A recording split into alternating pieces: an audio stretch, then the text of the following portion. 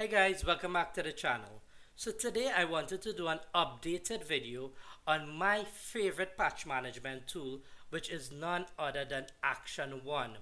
So I actually did a video review of this platform.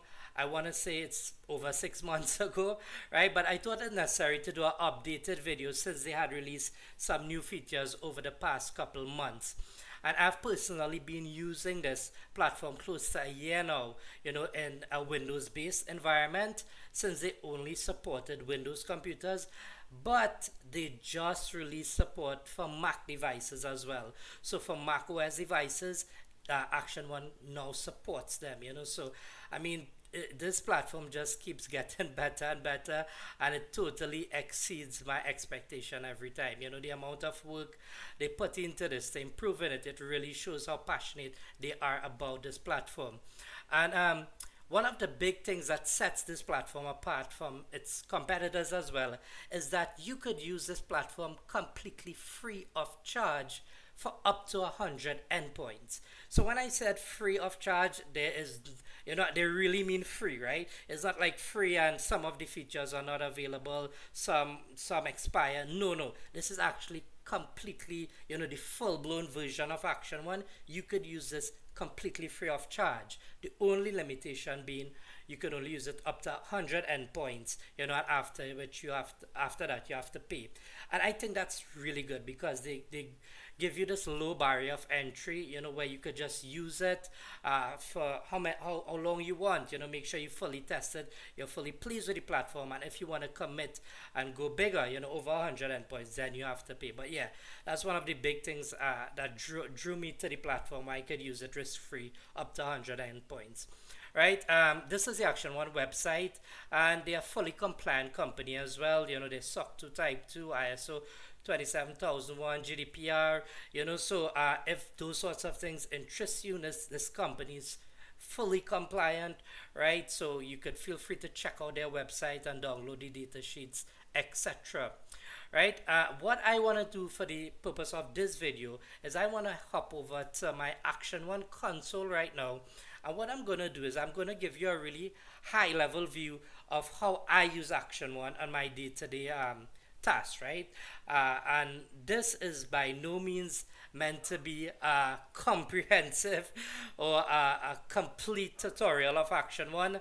If you want that, Action1 actually does some really good webinars that you could sign up for, where they kind of get into the nitty-gritties of how the platform works at a deeper level. However, what I am going to do, I'm going to show you the foundational skills you need in order to kind of get started with Action1 and making the most out of it. So that said, let's get started with this tutorial. So I'm currently in my Action1 console, specifically the dashboard area. And as you can see here, it gives you a nice high level view of your current environment. Right, so the overview, as you can see, we currently have 3 endpoints enrolled in our Action1 environment. We also have 181 software installed, 96 vulnerabilities identified, and 34 updates missing. Right, so some really nice information on the dashboard itself. And one thing I like about the dashboard is that everything is basically clickable. So if I click on these 3 endpoints, it actually takes us to where those endpoints are located. Similarly, if I want to see the installed software, I just hit on that and it shows me all the software that's currently installed in my environment. Right, and if we scroll down, it shows us which vulnerabilities are overdue, for patching, as well as the vulnerability deadlines, the remediation deadlines, right? Also, we could see there's update deployment compliance. It lets you know if your environment is compliant or not, as well as the deployment deadlines, right? As well as to the bottom here, pending updates approval. So these are updates that we need to approve, right? But yeah, a real nice high level view of what's going on in your environment.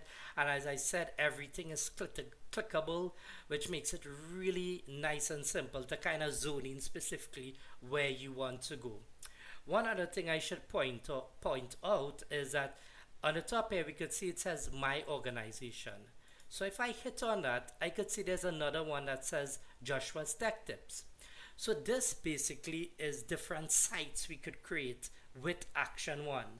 So this makes it ideal for MSPs, right? So say you're managing a bunch of different customers and you wanted to create different sites for them. This is ideal. Action1 has you covered.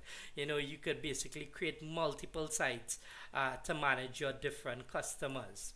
Right, so I'm just going to head over to my organization where I currently am set up. So another thing, as I told you, this is the free version I'm currently using, the free trial, right, that I'm currently using.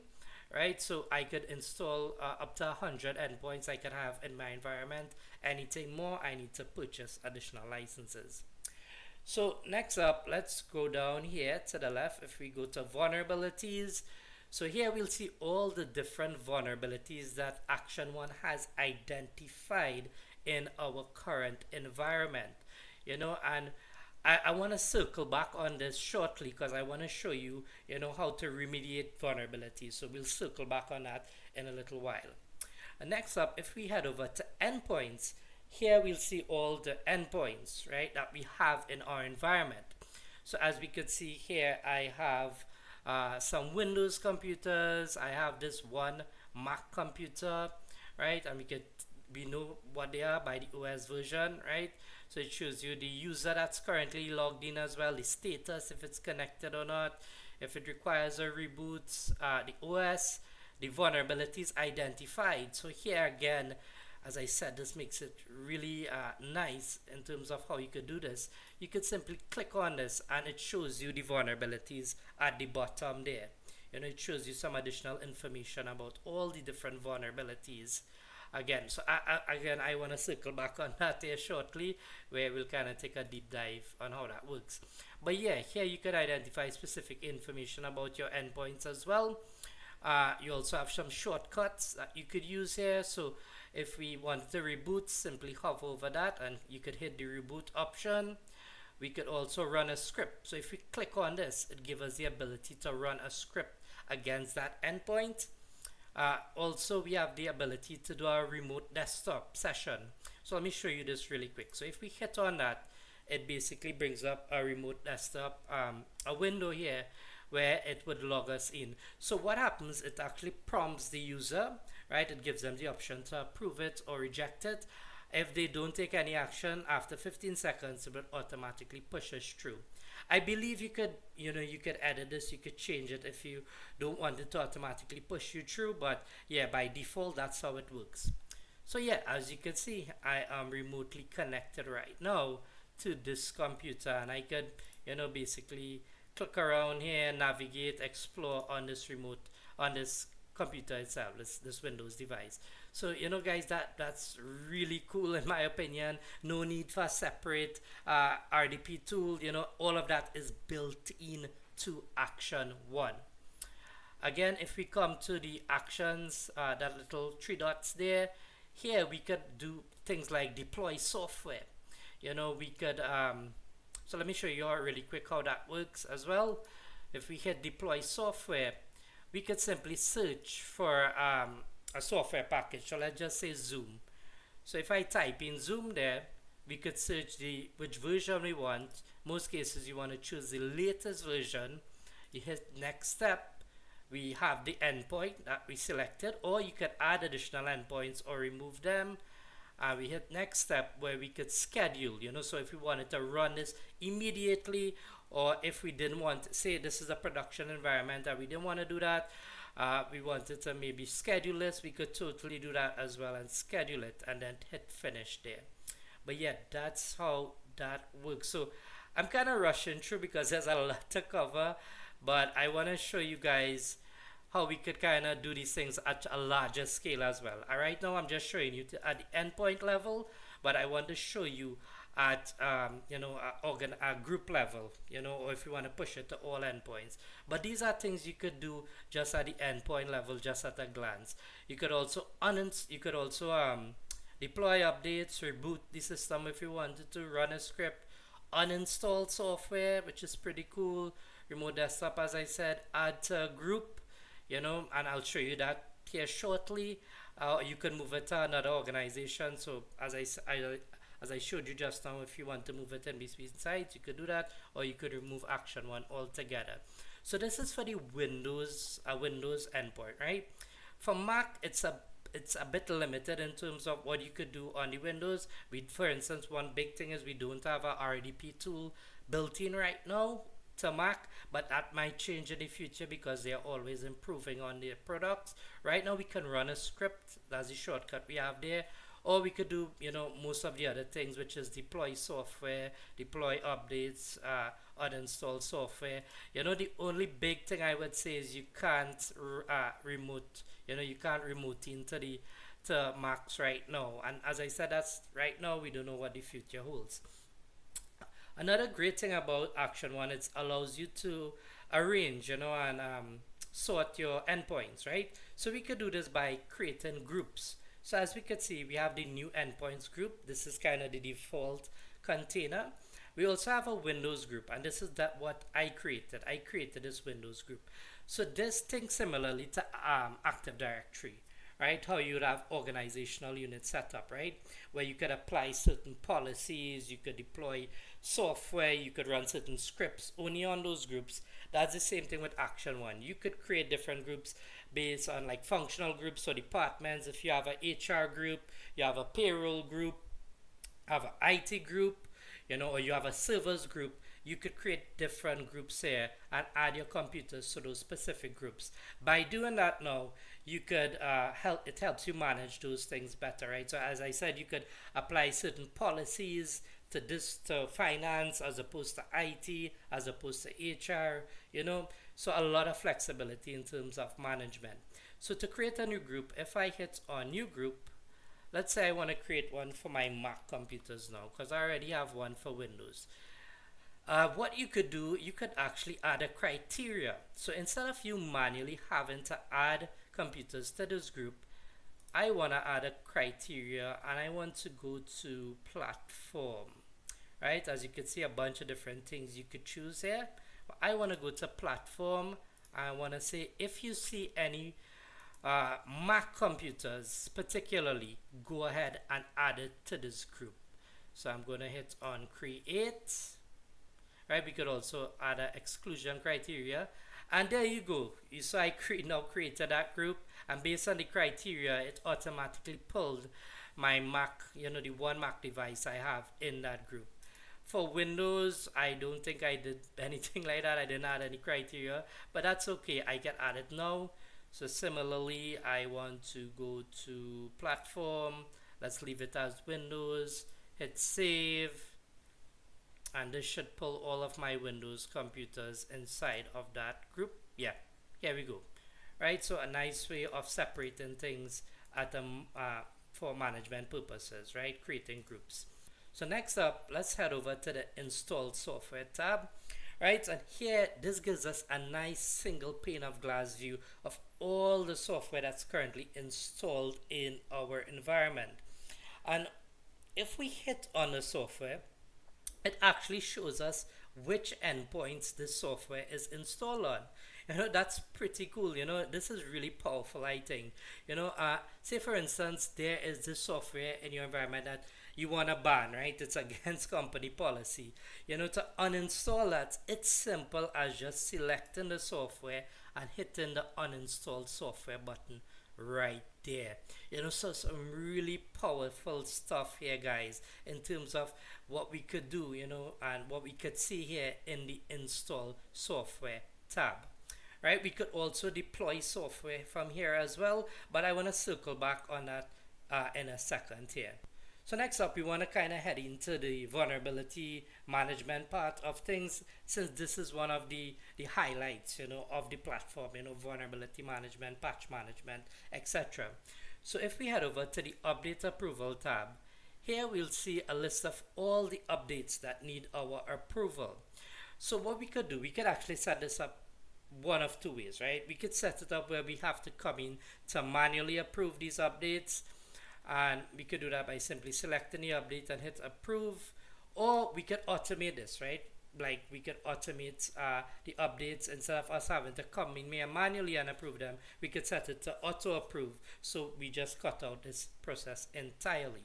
Right, what we could do, so we could also install now. So if we wanted to install these updates now, we could do that from here as well. So say for instance there's some a 0-day exploit out there and you needed to install this update ASAP, you could do that from here. So we could actually choose to install this on one endpoint or at an organization level, right? So organization wide, we could install the updates as well to here. We also have a lot of different filters where we could filter if by approve, decline, non-declined. We could filter by severity. So if you want to see critical updates only, we could filter by that as well, and some other filters here also. So I want to circle back to vulnerabilities since we're dealing with the vulnerability aspect right now. And here again, as I said, here we have vulnerability, all the vulnerabilities identified in our environment. We could also hit on the vulnerability itself to see which endpoints they exist on. Also, we could see some additional details of the vulnerability here, and we also see that up here as well, but here we could see some more information about that, and this takes us to the National Vulnerability Database. If we click on this link here, we can get some more information about this specific vulnerability. Right, so this is apparently an active template library in Microsoft Visual Studio, etc. So some much more information in terms of what the vulnerability is about here. Right, so what we could do at this vulnerability window as well, we could filter, for instance, which vulnerability in terms of critical. Let's choose critical. So let's say we want to remediate only the critical ones, we could filter by that. What we could do is select all the vulnerabilities and we can hit start remediation. What this does, it brings up this this window now where it kind of walks us through deploying or fixing these vulnerabilities ASAP. Right, so here we kind of select the names, we hit next step. Right, so it's Zoom and what again, something related to Microsoft, right? We could choose the specific endpoints, so let's say all the endpoints. So for this particular vulnerability, there is no mitigation available right now. There's no mitigation, but no patch available right now that could be applied by Action1.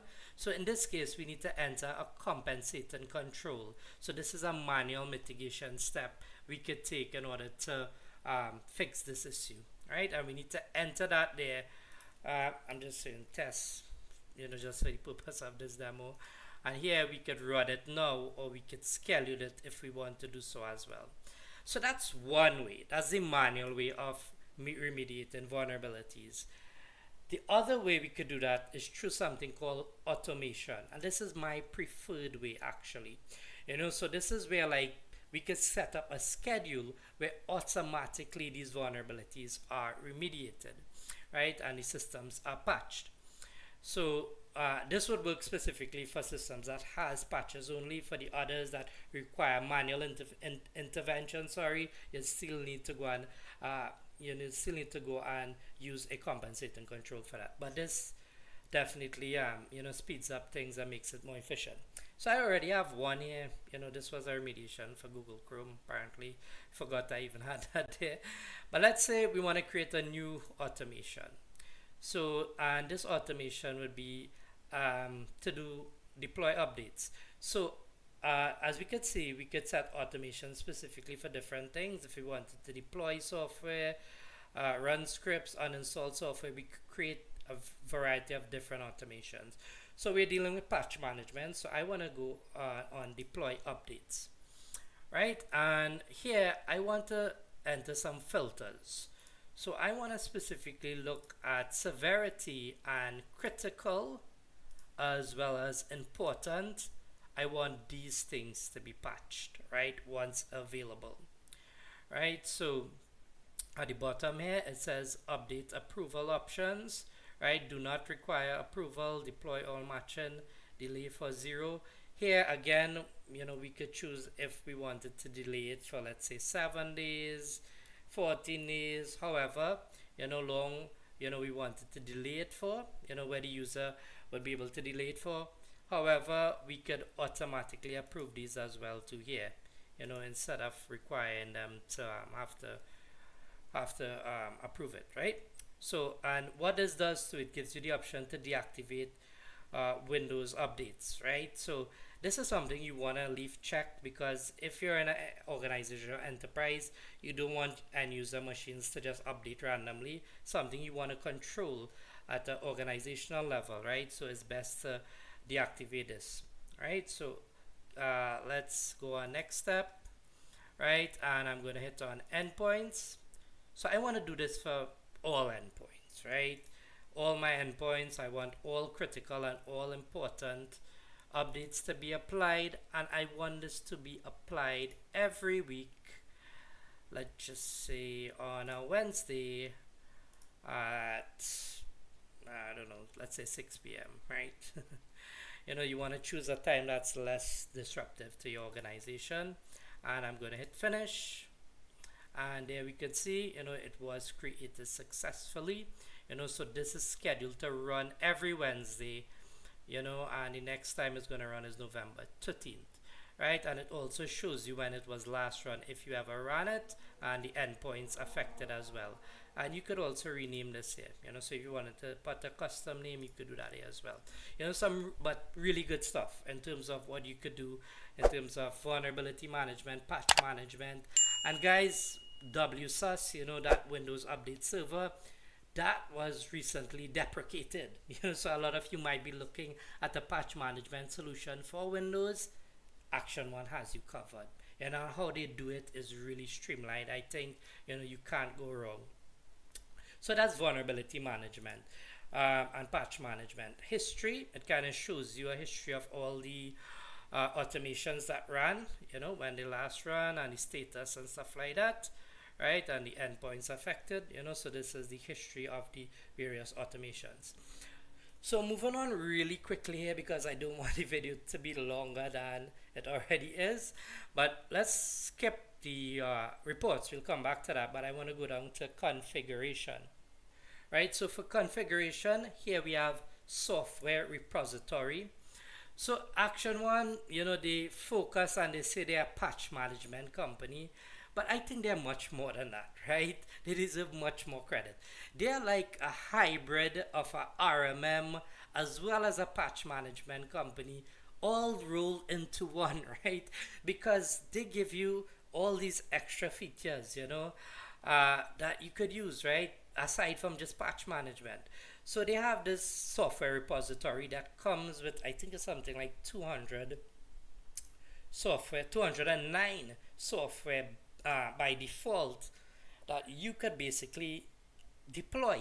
You could deploy this, whether it's a single endpoint or at an organizational level, you could deploy it from their repository. So you don't need to go and create a script, or you don't need to go and create a software package, anything like that. You could do that because they have most of the common software that we use, Adobe, Reader, they have Slack, they have Zoom, a bunch of different things kind of out of the box you could see here that they have, right? TeamViewer, VMware, etc.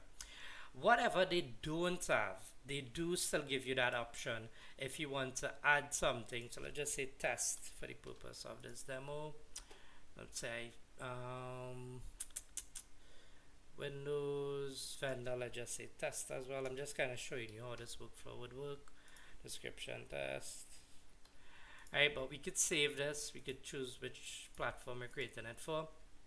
And what we have to do now is basically it gives you the ability to upload your own MSI or executable file and kind of create your own installation, right?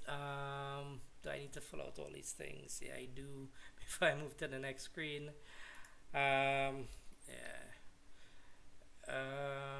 What again? Alright, save. And let's head over to installation. Right, so yeah, as I was telling you, here now you could actually have the option of uploading that file, right? So let's just say you wanted to browse.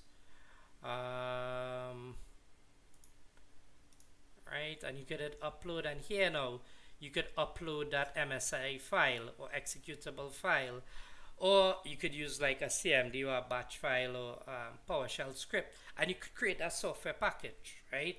So that's a custom software that you could have, and it would be saved in this repo for you to use, right? So they have a lot of options. That's what I like about them. Then yes, they do provide all these different software, but if you wanted to create something that's not here, you have the option to do that, and it's pretty simple as well. Also, I think I showed you already, but again, to deploy software, it's simple as just selecting the software, deploy, right? Next step, add the endpoints, if you want to add all, or if you just want to add, let's say, Mac devices only. And here you could run it now, or you could schedule when you want this to deploy, right? So really nice, this whole software repository feature, a really nice thing that they have added.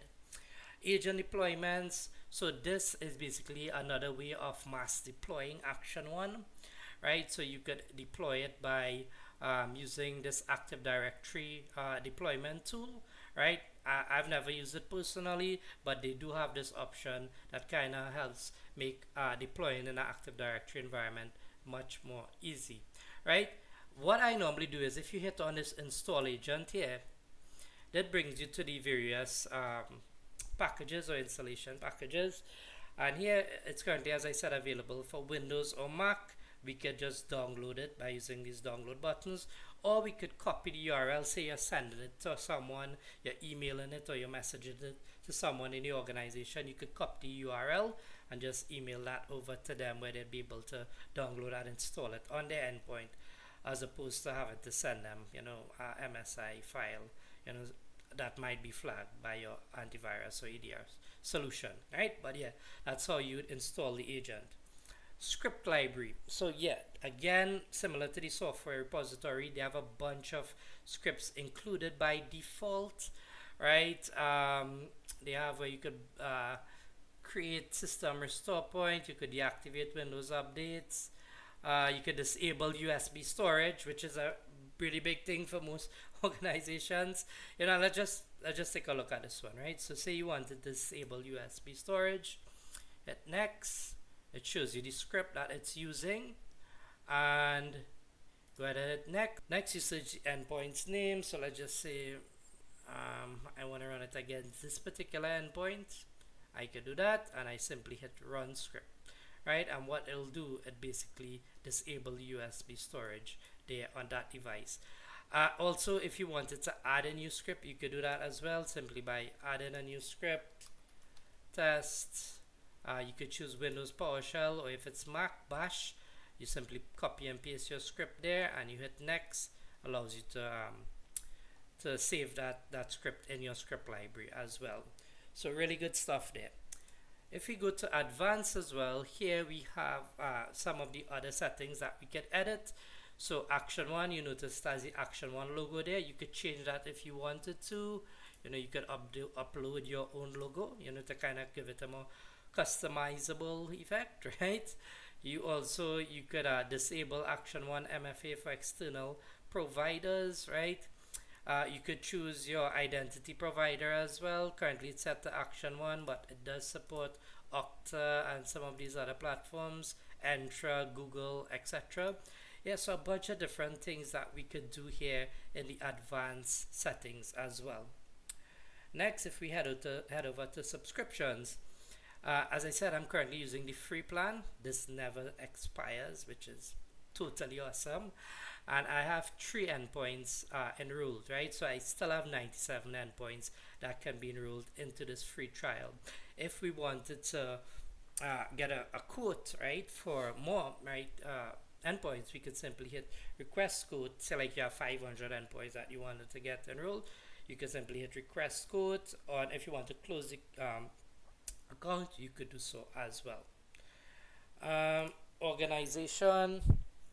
So as I mentioned before, at the top here, what I showed you before, we have different organizations. Like if you're an MSP, for instance, you could create various organizations. Sorry, here they are, right? So I currently just have my organization and Joshua Tech Tips, but I could add a new one, right? So let's just say New company, right? I can add that there, and then I can add different users, and administrators to that. So by default, it kind of switched me to a new company, so you're not seeing any users there. I can add new users here if I wanted to, and it looks like that. You could select the role for viewer, manager, organization admin, so you could customize those roles accordingly. Right, but yeah, as I said, this is perfect for ISPs, a really nice thing to have in terms of managing various sites. For users, here we have all the various users that we have. If we wanted to invite a new user, we could do that here, and we could select which organization they'll be a part of as well. Right, again, really nice features for ISP or MSP, sorry, providers. Data sources, here it kind of shows you the various data sources that Action1 pulls its information from. You could also add a new data source here if you so desire to. API credentials. So if you had, let's just say, a SIEM tool, let's say you had Splunk, right? And you wanted Splunk to be able to digest this information from Action1, you could create a new API key here, which can be shared with that SIEM tool, right? So nice to see that they do have API support. Audit trail, as the name implies, is where you get an audit of all the events that happen in your organization. So definitely good to have, in case you need to investigate any sorts of issues. It's really nice that they have this audit trail, included in the system, so you can kind of see who did what to the system, etc. Kind of circling back here now on reports, right? We have a few different types. We have custom reports. I'm going to be honest, the reports probably is my least favorite part of the Action1 ecosystem. And that might just be me. It may not be this platform itself. But for me, I think it's a bit confusing how they kind of did it. But again, it doesn't kind of take away from the overall awesomeness of the platform. It takes a bit to get used to, right? So custom reports. So we could create a new report here based on all these different criteria, right? So let's just say I wanted to create one based on antivirus status, right? That's important to me. I wanted to make sure all my endpoints had their antiviruses in check, right? So I just named it antivirus report. Select next, and we could create a summary report which allows us to group data one or more columns and drills down, or we could create a simple report as well. Right, so I'm just going to leave it a simple report, and next it shows me some of the fields I wanted to have included in this report. So I'm just going to choose, it's antivirus, right? So antivirus product, active, endpoint name, last scan, update status, and platform, right? I think that looks good. So I'm going to hit next. Filter. So this allows us to kind of choose, what filters we want to put. If we want to put any, I'm not going to put any filters for this particular demo, but I'm just going to hit finish. And what this will do, this basically ran a report for me on the fly, right? That shows me the various statuses of the endpoints with the antiviruses on in my environment. So as we can see, they both have antiviruses. It's Sentinel agent, endpoint name, last scan unknown, up to date status up to date, and it shows me the both platforms, right? What I could do is, if I wanted to, it's nice having that live query, but what I could do is I could also export this, right? So let's just say I needed to send this report to management or whoever, right? I could choose export that as a HTML. You could choose CSV as well, and it has this nice report, HTML report that has been exported for you, that you could send over to someone, right, if needed, right? Another thing we can do here under tools is that we could go ahead and do new customize. We could clone this if we wanted to. but we could hit subscribe. So subscribe basically means you want to schedule, in other words, this report, right? So if I hit on subscribe, it tells me to enable the subscription, right? Antivirus report. Run this report at this time, right? You could change that obviously, and you could change how you wanted to run it, right? So say you wanted to run it 1 a.m. on the first, so whichever time you want to choose there, you could choose the dates, etc., and you could hit save. So let's just leave everything as the default. But what this does is this basically runs that report on a schedule at the times chosen here, and it sends you an email, so that week it comes in however you want it, right? So say every week you wanted this antivirus report emailed to you, instead of you having to come in here and run this every week, it would automatically do that and email it to you, right? So definitely a nice thing to have in terms of schedule reports, right? And as we could see on the tab here, it kind of took us from the custom reports and it took us over to our schedule reports, which lets us see, all the reports that we have currently running on a schedule. What we could do again, coming back over to here, is that we could create a alert, right? So say I wanted to create an alert to alert me when something is deleted, right, or created or modified. I could create that alert, right? So basically anytime the antivirus, because it's an antivirus report we're talking about, anytime it's created, we get a report. Anytime it's deleted, we get an alert, sorry. Anytime it's modified, we get an alert. And we could add additional filters here as well accordingly, right? We could we could add different filters here accordingly, right? But yeah, that's pretty cool as well, that you could create specific alerts when different things happen. But yeah, custom reports, and there's a bunch of other things you could do in it. As I said, I'm just kind of running through pretty quickly, but there's a bunch of other reports that we could create as well. They also have built-in reports, and this kind of falls into 4 categories. So we have IT, asset management, patch management, endpoint security, endpoint configuration. So just kind of looking really quick at what it does. So IT management, it has software inventory, it has hardware inventory, it has manage endpoints, and all these things create different reports just based on what you're trying to see here, right? So if you go to software inventory, you could go to install software again. Again here we could come and export or subscribe, which means create a schedule report to run weekly, or we could create an alert if we wanted to, and we could clone it. So they have their built-in ones. It can be a bit overwhelming, and I'm sorry if it's looking that way, but you could kind of zone into what makes sense for you, right? So for me, for instance, the patch management makes sense to me. So like weekly update summary. This is something I might want in the form of a report, right? So when I hit and I select that there, I basically come here now and I could export this, or I could subscribe this. So let's hit subscribe. So I got weekly reports. So I want this email to me, just leave it at default and save that there. So in addition to my antivirus report, that's going to be sent to me every week, I also have my weekly update summary that's going to be sent to me every week too, right? So yeah, this is their reporting system, on the side here. As I said, it's probably my least favorite part of the whole platform, just because it takes a bit of time getting used to it. But once you do, it's kind of straightforward after the fact, right? But yes, some really nice reporting tools there, and analytic tools by Action1.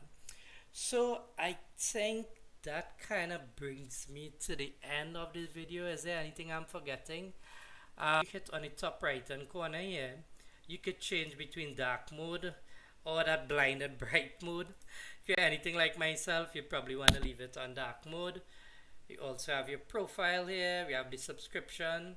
Another cool thing, we have support, so you could create like a support ticket here.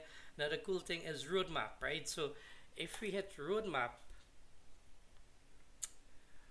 it takes you over to their roadmap in terms of what they have planned. And as I said, these people are passionate about their platform, so they're always rolling out new things, right? Ever so often. But yeah, if you come over here, it kind of gives you a nice view of what they have planned in the near future, right? So as we can see, Q1, looks like they have some RBC, some role-based access uh, features coming out, reporting as well too, patch management, so yeah, they kind of show you what they have planned over the next year or so here and their roadmap. You could also suggest something as well, right? So if there's something you're not seeing here, you could also suggest and up vote certain features as well if something is important to you, right? So let me hop back over here. There's one thing I wanted to show you in particular here. Oh, MFA. Right, so MFA, I currently have it set to email, right? But obviously you probably would want to choose the MFA app, right? Since it's more secure than email, right? But yeah, it supports MFA as well, which is a pretty big thing, especially since you'll have a lot of sensitive data inside of this platform.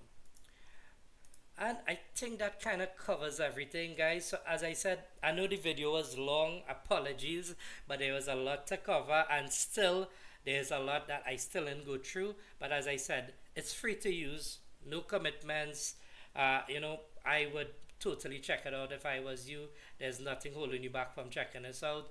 And once you get in there, you could kind of sign up as well for some of their webinars and stuff. That's free to attend, where they kind of do a deeper dive and shows you a lot of other things that I might not have discussed in this video.